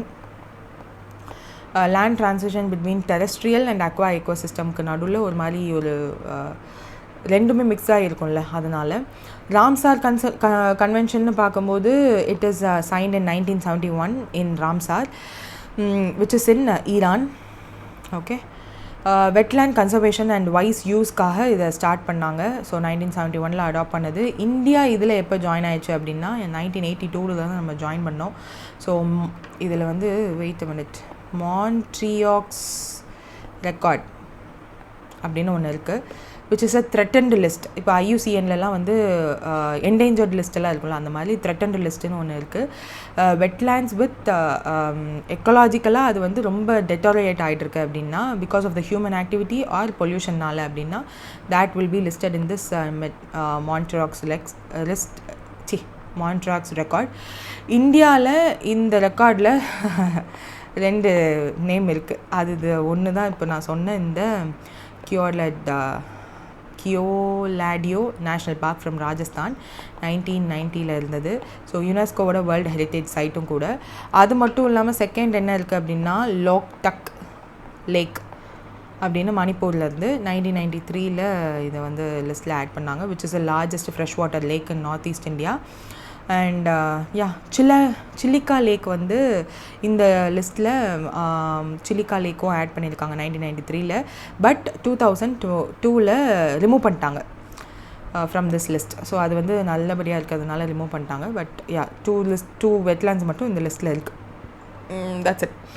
Next, when will the reference date to be for the main phase of India's population census 2027 and what is the new component which will be included in it அப்படின்னு கேட்டிருக்காங்க. So எல்லாருக்குமே இந்த news கண்டிப்பாக தெரிஞ்சிருக்கும்னு நினைக்கிறேன். ஏன்னா நிறைய news papers, news channels எல்லாத்துலேயும் இதை பற்றி சொல்லிட்டாங்க. That March 1 March 1, 2027 will be the reference date for the main phase of Indian population census 2027. And the first such exercise வந்து 2011 நடந்துச்சு. ஸோ 2 ஃபேஸஸில் இருக்கும். ஆஃப்டர் 2011 சென்சஸ் நம்ம இப்போ 2020 ஆர் 2021 வந்து நடந்திருக்கணும். பிகாஸ் ஆஃப் கோவிட் டிலே ஆகிடுச்சு. நவ் நோட்டிஃபிகேஷன் விட்டுருக்காங்க that conduct population census 2025 அப்படின்னு சொல்லிட்டு. ஸோ இதை வந்து அஃபிஷியல் கெசட்டட்டில் as per the section 3 of census act 1948 படி அனௌன்ஸ் பண்ணியிருக்காங்க that we will take census. The census will be conducted in 2 phases. First phase வந்து house listing அப்படின்னு சொல்லுவாங்க. So all buildings, permanence and temporary buildings இதெல்லாமே வந்து அதனுடைய type என்ன, amenities என்னென்ன இருக்குது, அசட்ஸ் என்னென்ன இருக்குது அப்படின்றதெல்லாம் ஃபேஸ் 1 இருக்கும். ஃபேஸ் 2 தான் பாப்புலேஷன் சென்சஸ் இருக்கும். Detailed information of an individual அதை வந்து எடுப்பாங்க. ஒரு ரெசிடென்ட் ஆஃப் அவர் கண்ட்ரி போய் Indian national or otherwise noted as along with their caste எல்லாத்தையுமே வந்து எடுக்க போகிறதா சொல்லியிருக்காங்க. இதுக்கு யூஸ்வலாக ஸ்பெசிஃபிக் பாயிண்ட் ஆஃப் டைமை வந்து ரெஃபரன்ஸ் டேட்டாக வந்து அனௌன்ஸ் பண்ணுவாங்க. அந்த ரெஃபரன்ஸ் டேட் தான் இப்போ March 1, 2027 சொல்லியிருக்காங்க. இதில் நியூ காம்பனண்ட்டாக கேஸ்ட் எம்யூலேஷன், அதாவது நீங்கள் என்ன கேஸ்ட் அப்படின்றதையும் கேட்டு ஆட் பண்ண போகிறதா சொல்லியிருக்காங்க. For union territories like Ladakh, Jammu and Kashmir, Himachal Pradesh, உத்தரகண்டுக்கெலாம் வந்து October 1, 2026 will be the reference date.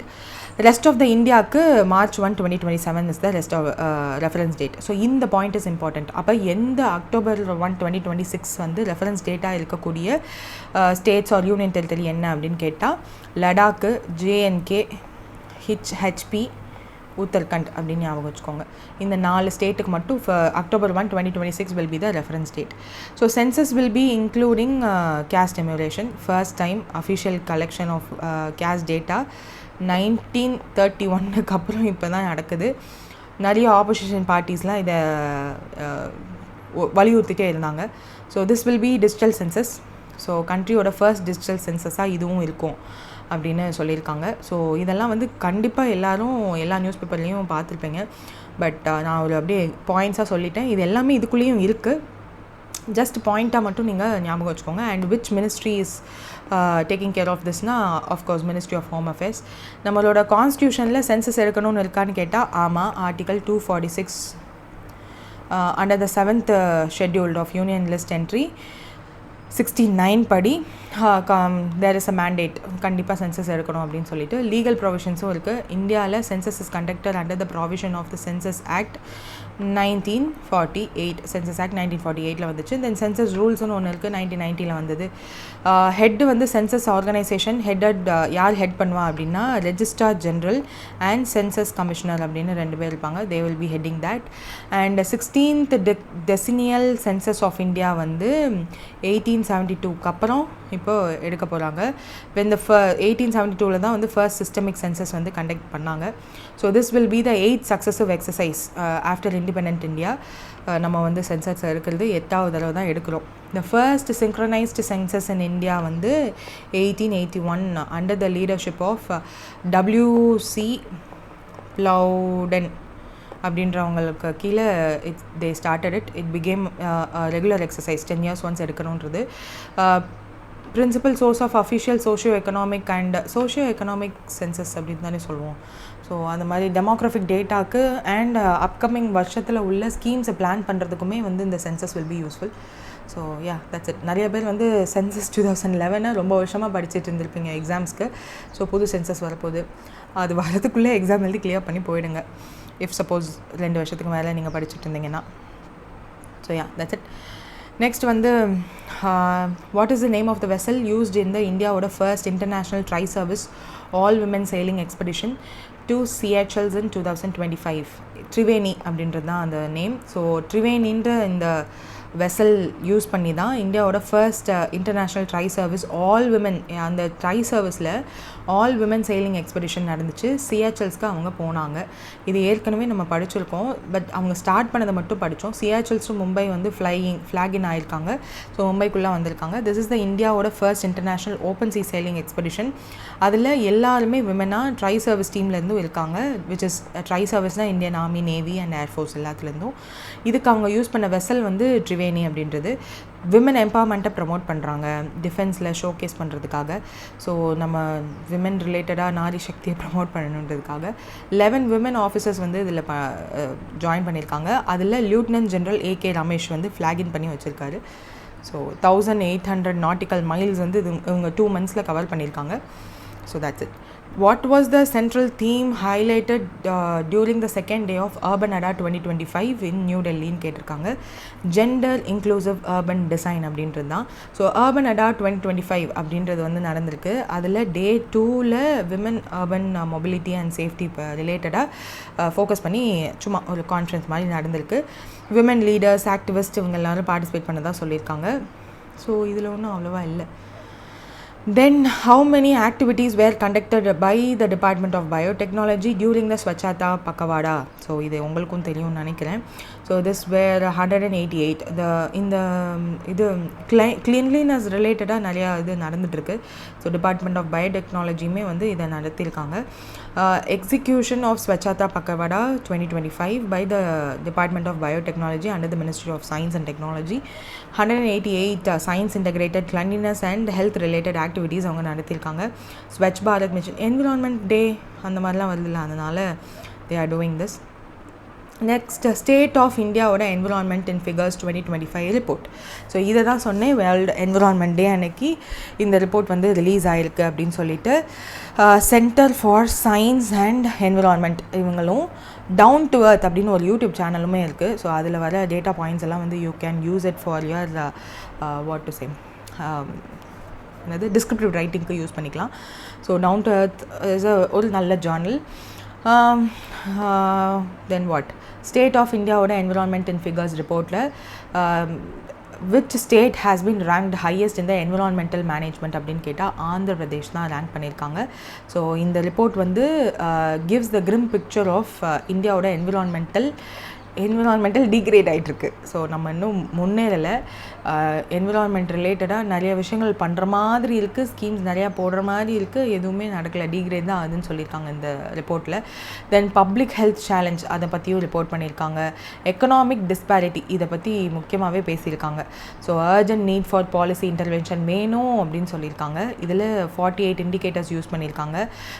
4 different தீம்ஸில் இந்த 48 இண்டிகேட்டர்ஸையும் ஸ்ப்ளிட் பண்ணியிருக்காங்க. ஃபர்ஸ்ட் வந்து என்விரான்மெண்ட், செகண்ட் வந்து அக்ரி, தேர்ட் வந்து பப்ளிக் ஹெல்த், ஃபோர்த்து வந்து ஹியூமன் டெவலப்மெண்ட். இந்த 4 பேர் important, 48 indicator important. So this is very important. இதில் எந்த ஒரு ஸ்டேட்டும் யூனியன் டெரிட்டரியும் எல்லா டொமைன்லையும் எக்ஸல் ஆகலை, அதுதான் வெரி இம்பார்ட்டண்ட் பாயிண்ட். தென் பர்ஃபார்மன்ஸ் வந்து அன்ஈவனாக இருக்குது, அது வந்து ரொம்ப கன்சர்னிங்காக இருக்குது அப்படின்றதையும் வந்து டேக் பண்ணி சொல்லியிருப்பாங்க. ஃபிசிக்கலி அவைலபிள் கவர்மெண்ட் டேட்டாவை வச்சு எம்ஃபசைஸ் பண்ணி தான் ஆக்சஸை ப்ராக்ரஸ் பண்ணியிருக்கோம். பட் திஸ் இஸ் டிஸப்பாயிண்டிங் அப்படின்னு சொல்லியிருக்காங்க. ஸோ ஃபஸ்ட்டு ஆரம்பிக்கும் போதே என்விரான்மெண்ட் ரிலேட்டடாக என்விரான்மெண்டல் க்ரைசிஸ் ஆரம்பிக்கிறாங்க. 2024 ரிப்போர்ட் பார்க்கும்போது இந்தியாவோட வார்மஸ்ட் இயராக இருந்தது 2024. இதில் 25 ஸ்டேட்ஸ் வந்து அன்பிரசிடென்டல் ரெயின்ஃபால், அதாவது எதிர்பார்க்காத மழை வந்து வந்திருக்கு. So this is also record thing.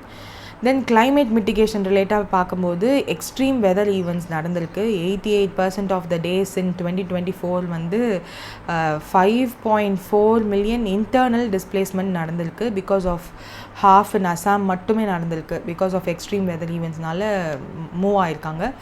that can be ஒரு ஹீட் வேவாக இருக்கலாம் ஆர் ஃப்ளட்டாக இருக்கலாம். ஸோ எதுவாக இருந்தாலும் that comes under climate mitigation. and floods இதில் வந்து 2/3 ஆஃப் த இந்த 5.4 மில்லியன் டிஸ்பிளேஸ்மெண்ட், அதாவது ஒரு இடத்துலேருந்து இன்னொரு இடத்துக்கு போயிருக்காங்க இல்லையா, இதில் 2/3 of the displacement happened because of the flood. ஏன்னா லாஸ்ட் இயரில் அன்பிரசிடென்டட் ரெயின்ஃபாலும் இருந்திருக்குன்னு சொன்னாங்க இல்லையா. ஸோ அதில் ஃப்ளட்டும் வந்துச்சு, நிறைய ஹையஸ்ட் கிளைமேட் லிங்க்டு மிட்டிகேஷன்லாம் வந்து மார்க் பண்ணிச்சு. ஸோ இதெல்லாமே நடந்துகிட்ருக்கு. Then greenhouse gas emission, அது வந்து நம்ம நேற்றே பார்த்தோம், that we are in not so good position. Greenhouse gas emission படி பார்க்கும்போது we are in a good position. 7.8% in 2023 reach பண்ணோம், which is the highest since 1970. but comparatively whole global லெவலில் பார்க்கும்போது ஒரு டீசன்ட் ஸ்கோர் தான். பட் இப்போ 2023 எல்லாம் பார்க்கும்போது 1 percentage point இன்க்ரீஸ் ஆகுது பிகாஸ் ஆஃப் த எமிஷன் அதிகமாகுது. And that is also concerning. Forest loss வந்து 29,000 hectares ஆஃப் ஃபாரஸ்ட் லேண்ட் வந்து போயிடுச்சு நம்மக்கிட்ட இருந்து. பிகாஸ் 2023 to 2024 என்ன பண்ணாங்க தெரியல. மோஸ்ட்லி ஜார்க்கண்ட் அண்ட் உத்தரப்பிரதேஷில் உள்ள ஃபாரஸ்ட் லேண்டாகவே இல்லை. அடுத்த இயர் வந்து அது ஒரு ஃபார்ம் லேண்டாவோ இல்லை பில்டிங் கன்ஸ்ட்ரக்ஷன் லேண்டாவோ இருக்குது. தென் வைல்ட் லைஃப் க்ரைசிஸ் பற்றியும் சொல்லியிருந்தாங்க. தட் ஹியூமன் அனிமல் கான்ஃப்ளிக்ட் வந்து அதிகமாக இருக்குது, எஸ்பெஷலி எலிஃபெண்ட்டோட அட்டாக். ஸோ அது டிஸ்பிளேஸ் ஆகிட்டுருக்கு. ஒரு வருஷமும் ஒரு இடத்துக்கு புது அட்டாக்ஸுமே நடந்துகிட்ருக்கு ஹியூமனோட அவங்களோட கான்ஃப்ளிக்ட்னால. 36% மோர் டெத்ஸ் வந்து நடந்துகிட்ருக்கு when compared to last year. And டைகரோட அட்டாக்ஸுமே அதிகமாக இருக்குது. 82 people வந்து லாஸ்ட் இயர் 2024 மட்டும் இறந்து போயிருக்காங்க because of the tiger attacks. அதுக்கப்புறம் டாக்ஸிக் ஹெவி மெட்டல்ஸோட இருப்பு வந்து கண்டுபிடிச்சிருக்காங்க. Approximately 50% of the monitored river சைட்ஸில் டாக்ஸிக் ஹெவி மெட்டல்ஸ் இருக்குது, which means industries are releasing their chemical wastes into rivers. அது இன்னும் ப்ரிவலண்ட்டாக இருக்குன்றதையும் வந்து இது ஈஸியாக ஒரே பாயிண்டில் சொல்லியிருக்காங்க. வேஸ்ட்டுமே வந்து சர்ஜ் ஆகிருக்கு. ஸோ இந்த வேஸ்ட்டை எப்படி மேனேஜ் பண்ணுறது அப்படின்றது வந்து ரொம்ப ப்ராப்ளமேட்டிக்காக இருக்குது. சாம்சங் மாதிரியான கம்பெனிஸ் அவங்களாம் வந்து மேனுஃபேக்சரர்ஸ் ஆஃப் எலக்ட்ரானிக்ஸ் இல்லையா. ஸோ அவங்க மேலே கோர்ட்லலாம் கேஸ் போயிட்டுருக்கு. So they are saying that வேஸ்ட்டை நாங்களே மேனுஃபேக்சரர்ஸே கான்ட்ரிபியூட் பண்ணணும்னு சொல்கிறாங்க. பட் அதுக்கான உருப்படியான விஷயங்கள் எதுவுமே இந்தியாவில் இல்லை அப்படின்ற மாதிரி. ஸோ வேஸ்ட்டோட சர்ஜுமே வந்து 147% வந்து சர்ஜ் ஆகிருக்கு இன் லாஸ்ட் 7 yearsல மட்டும். பிளாஸ்டிக் வேஸ்ட் வந்து 4.14 மில்லியன் டன்ஸ் வந்து ஹிட் ஆயிருக்கு. அப்புறம் அக்ரிகல்ச்சர் அண்ட் லேண்ட் யூஸ் பார்க்கும்போது சிக்கிம் தான் ஆர்கானிக் ஃபார்மிங்கில் ஃபஸ்ட்டு இருக்குதுன்னு நம்ம பார்த்தோம். ரீசெண்டாக கூட ஒரு தனி நியூஸே வந்து ஆர்டிக்கலே வந்துருந்துச்சு that Sikkim is a land of organic farming.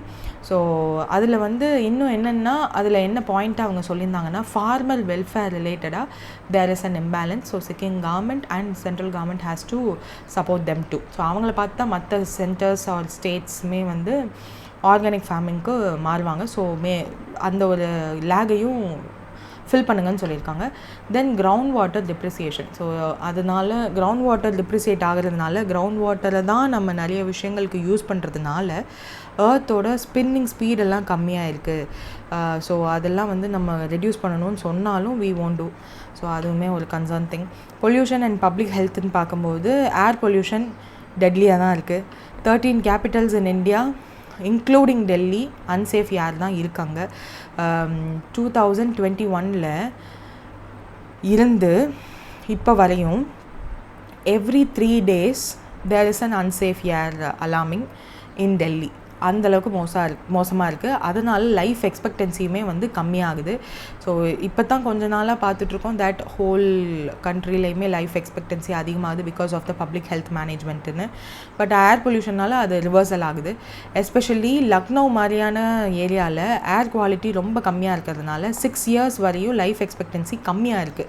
Health care சிஸ்டம்லேயுமே வந்து இது ஓவர் பர்டன் பண்ணுது. 36% வந்து shortage of community health centres இருக்கிறதாகவும் 80% டெஃபிசிட் இன் ஹாஸ்பிட்டல்ஸ்னும் இருக்குது. தேட் டு ஸ்பெஷாலிட்டி ஹாஸ்பிட்டல்ஸ் இல்லை. அவுட் ஆஃப் பாக்கெட் ஹெல்த் எக்ஸ்பெண்டிச்சருமே வந்து சர்ஜ் ஆகிருக்கு. 45% கிட்ட வந்திருக்கு. ஸோ இந்த மிடில் இன்கமில் உள்ள பீப்புள் ஒரே ஒரு ஹெல்த் ரிலேட்டடான ப்ராப்ளம் வந்தாலும் டக்குன்னு தே வில் பி பிரிங்கன் அவங்கெல்லாம் என்ன ஆயிடுவாங்கன்னா புவர் பீப்புளாக மாறிடுவாங்க. ஒரு ஹெல்த் இன்சூரன்ஸ் விச் மீன்ஸ் ஒரு ஹெல்த் ரிலேட்டடான ஏதாவது ப்ராப்ளம் வந்துச்சுன்னா அவ்வளோதான் அப்படின்ற மாதிரியான ஸ்டேஜில் தான் நிறைய பேர் இருக்காங்க. So out of pocket health எக்ஸ்பெண்டிச்சருமே அதிகமாகிட்டுருக்கு. அதில் உத்தரப்பிரதேஷ் தான் வந்து 2/3 ஆஃப் த ஹெல்த் காஸ்ட்டை வந்து for an individual they are bearing that. இந்தியாவில் 3.6 மில்லியன் எக்ஸஸ் டெத்ஸ் வந்து நடந்திருக்கு. 6 times because of 6 times more. Then economic and social ஆக்சுவலாக இந்த பாயிண்ட் இருக்குல்ல, இதை நான் ஒரே லைனில் சொல்கிறேன் ஏன்னா இது நிறைய கான்ட்ரவர்சி வந்துச்சு. இந்தியாவில் 3.06 மில்லியன் எக்ஸஸ் டெத்து நடந்திருக்கு 2020-21. This is the 6 times more than official COVID toll. இது வந்து நிறைய பேர் நிறைய நியூஸஸ் கான்ட்ரவர்ஷியல் நியூஸ் படித்தவங்களுக்கு இது தெரியும். தட் கவர்மெண்ட் சொன்ன டேட்டாவை விட 6 மடங்கு அதிகமான டெத்து நடந்திருக்கு பிகாஸ் ஆஃப் கோவிட்னு ஒரு டேட்டா. இது கவர்மெண்ட் எதாவது ரிலீஸ் பண்ண டேட்டா. பட் இதுக்கு மேலே எதுவும் பேச வேண்டாம். அதில் எக்கனாமிக் அண்ட் சோஷியல் வல்னரபிலிட்டி இதில் பார்க்கும்போது சேலரி அப்படியே தான் இருக்குது. கம்பெனியோட ப்ராஃபிட் அதிகமாகிட்டே இருக்குது. This is a main concern. இன்க்ரிமெண்ட்ஸ்லாம் இன்க்ரிமெண்ட்டாகவே போட மாட்டேன்றாங்கன்றதுலாம் கன்சர்னாக இருக்குது. 73% ஆஃப் த இந்தியாவோட ஒர்க் ஃபோர்ஸ் இன்ஃபார்மல் ஒர்க் ஃபோர்ஸாக இருக்குது. அதனால தான் அன்ஆர்கனைஸ்டு ஒர்க்கர்ஸ்க்கு தனியாக ஒரு ஸ்கீம் கொண்டு வரோம் அந்த மாதிரிலாம் புஷ் பண்ணுறாங்க. லைக் இப்போ கிக் ஒர்க்கர்ஸையுமே அதில் ஆட் பண்ணுறாங்க. அதனால தான் ஜெண்டர் டிஸ்பாரிட்டி இன்னமும் இருக்குது. 20% ஆஃப் த உமன் தான் employed in full time compared to 60% of the men. And இதில் கிளாஸ் சீலிங் எஃபெக்ட் வேறு இருக்குது. So these are the prevalent thing. என்னென்ன ரெக்கமெண்டேஷன்ஸ் அண்ட் மெஷர்ஸ் எல்லாம் சஜஸ்ட் பண்ணாங்க அப்படின்னு பார்த்தா ஃபர்ஸ்ட் வந்து கிளைமேட் அடாப்டேஷன். இதை தான் ஃபஸ்ட் பாயிண்ட்டாக கொடுத்தாங்க. That national action plan on climate change தயவுசெய்து இது பண்ணுங்க அப்படின்னு சொல்லிட்டு இதில் 8 மிஷன் கொண்டு வந்தாங்க. So like mission solar, green India mission, இதெல்லாம் வந்து க்ரீன் ஹவுஸ் கேஸ் எமிஷனை கம்மி பண்ணணும். ஏன்னா ஸ்லோவாக நம்ம அந்த க்ரீன் ஹவுஸ் கேஸ் எமிஷனுமே அதிகமாக பண்ண ஆரம்பிச்சிருக்கோம். Pollution control measures like waste மேனேஜ்மெண்ட்லாம் வந்து கண்ட்ரோல் பண்ணுறதுக்கு சில ஸ்ட்ரிக்டாக ரெகுலேஷன் கொண்டு வாங்க. லைக் ரவாண்டா மாதிரியான கண்ட்ரிலாம் வந்து நான் பயோடிகிரேடபிள் பிளாஸ்டிக்கை 2008 பேன் பண்ணிட்டாங்களாம். ஸோ க்ளீனர் சிட்டியாக இப்போ அவங்க அதனால தான் எக்கோ டூரிசமாக பூஸ்ட் பண்ணிகிட்ருக்காங்க. ஏன் இந்தியாவில் அதை பண்ணலை அப்படின்னு கேட்குறாங்க. Then health care infrastructure out of pocket expense அதிகமாகுது. நம்மக்கிட்ட PMJன்னு ஒரு ஸ்கீம் இருக்குது. இதை பற்றி மக்களுக்கு தெரியுதா இல்லையா அப்படின்னு சொல்லி கேட்டு கொண்டு போங்க. Make them use it. அதுலேயுமே வந்து அவுட் ஆஃப் பாக்கெட் எக்ஸ்பென்சஸை கம்மி பண்ணுற மாதிரி இன்னும் அதிகப்படியான லிஸ்ட் ஆஃப் மெடிசன்ஸையும் ட்ரீட்மெண்ட்ஸையும் இந்த பிஎம்ஜே ஸ்கீமில் ஆட் பண்ணுங்கன்னு சொல்லியிருக்காங்க, which is a good thing. Then ஒர்க் ஃபோர்ஸ் ரிலேட்டடாக பார்க்கும்போது social security to gig workers அதிகப்படுத்துங்க. கோட் ஆன் சோஷியல் செக்யூரிட்டி அப்படின்னு 2020 இருக்குது. அந்த கோடுக்கு ஏற்ற மாதிரி கிக் ஒர்க்கர்ஸ்க்கும் சில இது கொண்டு வாங்க. டிஜிட்டல் வேஜ் பேமெண்ட்லாம் வந்து ப்ரொமோட் பண்ணுங்கள், எம்ஜி நரேகா மாதிரியான விஷயங்களில் டிபிடி இருக்க மாதிரி அப்படின்னு சொல்லியிருக்காங்க. அண்ட் டேட்டா வந்து டிரான்ஸ்பரண்ட்டாக ஆக்குங்க. எவிடன்ஸ் பேஸ்டு ஸ்டடி கொண்டு வாங்கன்னு சொல்லியிருக்காங்க. These are all the things that were discussed in this report. So mostly எல்லா பாயிண்ட்டுமே வந்து நான் கொண்டு வந்து சேர்த்துட்டேன். எல்லாமே இந்த டேப்லெட் காலம்லையும் கண்டிப்பாக இருக்கும். Make use of it. Then the last இன்னும் இருக்குது. Maximum financial relief per support to poor prisoner scheme எவ்வளோ அப்படின்னு கேட்டிருக்காங்க. Which is support to poor prisoner scheme அப்படின்னு ஒரு ஸ்கீம் இருக்குது, விச் இஸ் அண்டர் நம்மளோட ministry of home secretary and prison heads. Home அஃபேர்ஸ்க்கு கீழே இருக்கிற secretary and prison heads, home secretary and prison heads அவங்க தான் வந்து சொல்லியிருக்காங்க தட் இந்த ஸ்கீம் வந்து கொண்டு வரலாம் அப்படின்னு சொல்லிட்டு. Support to poor prisoner scheme அப்படின்னு சொல்லிட்டு எக்கனாமிக்கலி டிஸ்அட்வான்டேஜ்டு பிரிசனர்ஸ் இருப்பாங்க இல்லையா, ஸோ அவங்களுக்குலாம் அன்செக்யூர் பெயில், லைக் இது வந்து கொஞ்சம் நாளைக்கு முன்னாடி வந்துச்சு. ஒரு பெயில் வேணும் அப்படின்னா அதுக்கு த பெயில் அமௌண்ட் வந்து கட்டிட்டு you can go on bail அப்படின்னு சொல்லி ஜட்ஜு தீர்ப்பு கொடுத்துருவாங்க. அந்த பெயிலுக்காக அந்த கட்ட வேண்டிய காசு சம்டைம்ஸ் லேக்ஸில் கூட இருக்கும். ஆனால் அந்த ப்ரிசனர் வந்து புவர் ப்ரிசனராக இருந்தால் என்ன பண்ணுறது? ஏன்னா நிறைய கேசஸில் கன்விக்ஷன் ஆர் அந்த கேஸில் அவங்களுடைய கில்ட் வந்து ப்ரூவ் பண்ணாத போது they can go on bail. ஆனால் அந்த பெயில் அமௌண்ட் லேக்ஸில் இருந்தால் அந்த புவர் ப்ரிசனர் என்ன பண்ணுவார்? ஸோ இதை கன்சிடர் பண்ணுங்கன்னு சொல்லி வந்தது தான். அதன் விளைவாக தான் இந்த support to poor prisoner scheme. இதில் வந்து 40,000 வந்து கவர்மெண்ட் ஆஃப் இந்தியா ரிலீஃபாக கொடுப்போம்னு சொல்லியிருக்காங்க. National crime records bureau serves as a central nodal agency for this scheme. So இது வந்து மே 2023 லான்ச் பண்ணாங்க இந்த ஸ்கீமை. டீட்டெயில்டு கைட்லைன்ஸ் எல்லாம் வந்துச்சு, எஸ்ஓபி ஸ்டாண்டர்ட் ஆப்ரேட்டிங் ப்ரொசீஜர்லாம் வந்துச்சு. இதில் வந்து எம்பவர்ட் கமிட்டி அப்படின்னு ஒன்று கொண்டு வந்தாங்க. அதை ஃபார்ம் பண்ணி ஈச் டிஸ்ட்ரிக்ட்லையும் ஓவர்சைட் பண்ணாங்க கமிட்டியை. ஸ்டேட் லெவலில் ஃபினான்ஷியல் எய்ட் யாருக்கெல்லாம் கொடுக்கலாம், எந்த இன்மேட்ஸ்க்கெல்லாம் கொடுக்கலாம் அப்படின்னு ப்ரிசனர்ஸ் எல்லாத்தையும் ஃபில்டர் பண்ணாங்க. ஸோ அண்டர் ட்ரையல் ப்ரிசனர்ஸ் அதில் வந்து ட்ரிகர் பாயிண்ட்ஸ் என்னவா இருந்துச்சு அப்படின்னா, if a under trial prisoner is not released within 7 days of being granted the bail, jail authorities must inform the secretary of district legal service advisor. So அவங்க வந்து பார்ப்பாங்க ஏன் அவங்க பெயிலிருந்தும் ஏன் போகல அப்படின்னு செக் பண்ணுவாங்க. இஃப் அமௌண்ட்டு தான் பிரச்சனை அப்படின்னா அப்போ they will check their background and give the financial eight. So assessment பண்ணுவாங்க. டிஎல்எஸ்ஏ என்ன பண்ணுவாங்க, அந்த ப்ரிசனரோட இன்னபிலிட்டி என்ன, ஃபர்தராக என்ன பண்ணலாம், சில என்ஜிஓஸ்லேருந்து ஹெல்ப் வாங்கலாமா, சிவில் சொசைட்டி ரெப்ரசன்டேட்டிவ்ஸ் அவங்கக்கிட்டேருந்து ஹெல்ப் வாங்கலாமா, ப்ரொபேஷனல் ஆஃபீஸர்ஸ்லேருந்து ஹெல்ப் வாங்கலாமா, ரெவன்யூ ஆஃபீஸர்ஸ்லேருந்து ஹெல்ப் வாங்கலாமான்னு சொல்லிட்டு 10 நாட்களுக்குள்ளே அந்த பெயில் ரிலேட்டடான அந்த பர்சன் ரிலேட்டடான ரிவ்யூ எல்லாம் பண்ணி முடிச்சுட்டு அதை எல்லாத்தையும் எம்பவர்ட் கமிட்டி வந்து ஃபர்தராக வெரிஃபை பண்ணுவாங்க 2 to 3 வீக்ஸ்க்குள்ளே. அதுக்கப்புறம் ஃபினான்ஷியல் எய்ட் அந்த 40,000 வந்து கொண்டு போய் ஒரு ஃபிக்ஸட் டெபாசிட்டாக கோர்ட் யூஸுக்கு they will give. This is the procedure. இதில் எக்ஸப்ஷன் என்ன கொடுத்துருக்காங்க அப்படின்னா, ப்ரிவென்ஷன் ஆஃப் கரப்ஷன் ஆக்ட் கீழே உள்ளே போன ப்ரிசனர்ஸ்க்கு இந்த ஸ்கீம் படி 40,000 கொடுக்கப்படாது. மணி லாண்டரிங் மூலயமா போனாலும் கொடுக்கப்படாது. என்டிபிஎஸ் மூலயமா கொடுக்கப்படாது. UAPA or other specified laws இந்த மாதிரி நிறையா இது இருக்குது. போஸ்ட் ட்ரையல் சினாரியோஸும் இருக்குது. ஒருவேளை அக்விட்டட் ஆர் கன்விக்டட் கோர்ட் அவங்க பெயில் அமௌண்ட்டை கொடுக்க முடியல அப்படின்னாலும் தே கெட் கிராண்டட். அதே மாதிரி ஒரு பெயில் அமௌண்ட் வந்து எக்ஸ்ட்ரீமாக இருந்துச்சுன்னா, அந்த 40,000க்கு மேலே இருந்துச்சு அப்படின்னா ஸ்டேட்டோட ஓவர்சைட் கமிட்டி இருப்பாங்க, அவங்க வந்து they will take care of that. இது எல்லாமே வந்து what is this under trial prisoners. இதில் வந்து கன்விக்டட் ப்ரிசனர்ஸ்க்கு இருக்குது. அதுக்கு ட்ரிகர் பாயிண்ட், ஃபினான்ஷியல் எய்ட் எவ்வளோ கொடுப்பாங்க, சாங்ஷன் எய்ட் எவ்வளோ அப்படின்லாம் இருக்குது. ஸோ அதில் வந்து கன்விக்டட் ப்ரிசனர்ஸ்க்கு வந்து 25,000 தான் கொடுப்பாங்க. ஸோ இது வந்து அண்டர் ட்ரையலுக்கு தான் வந்து 40,000. ஸோ அதுவுமே மாறும்.